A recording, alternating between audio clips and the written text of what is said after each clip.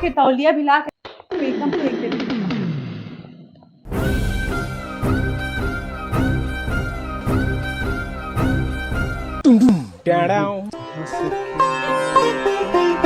हाँ मम्मी, आज हम बहुत खुश बानी। मेरे जी एकदम हीरा बाड़े हीरा।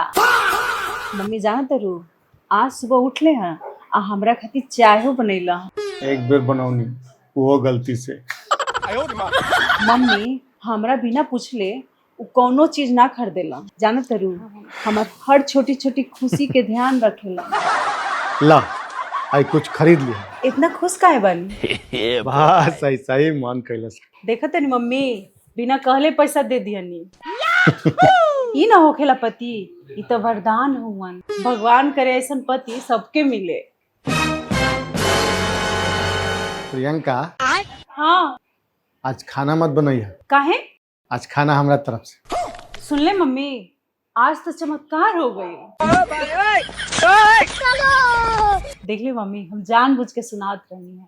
तनकी से बड़ाई के कर देनी, फूल के गुब्बारा हो गई।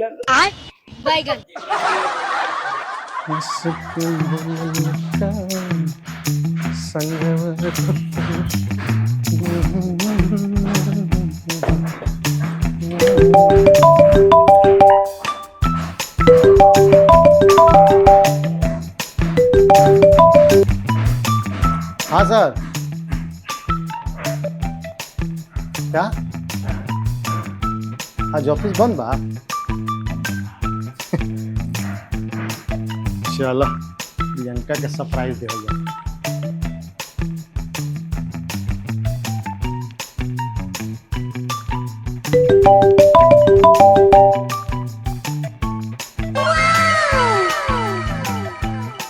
हाँ मम्मी, अब तो ऑफिस पहुंची हो गए लोग, आराम से बात करे के।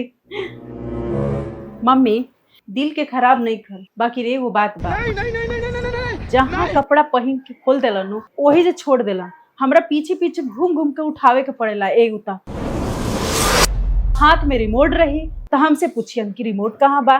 चाय पी के कप सिंक में ले जाकर रखियन ना। हाँ मम्मी इतना परेशान हो गई बन की पूछा मत। नहा के तौलिया भिला के एकदम फेंक देती।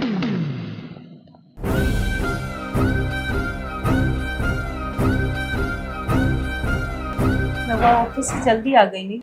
आज ऑफिस की छुट्टी रहे। रउआ सब बात सुन लेनी। कौन ये क्या है? रउआ एक बात तो सुन ले हो कम। कौन? रउआ दिल के खराब इंसान ना है, बस रउआ आदत खराब बा।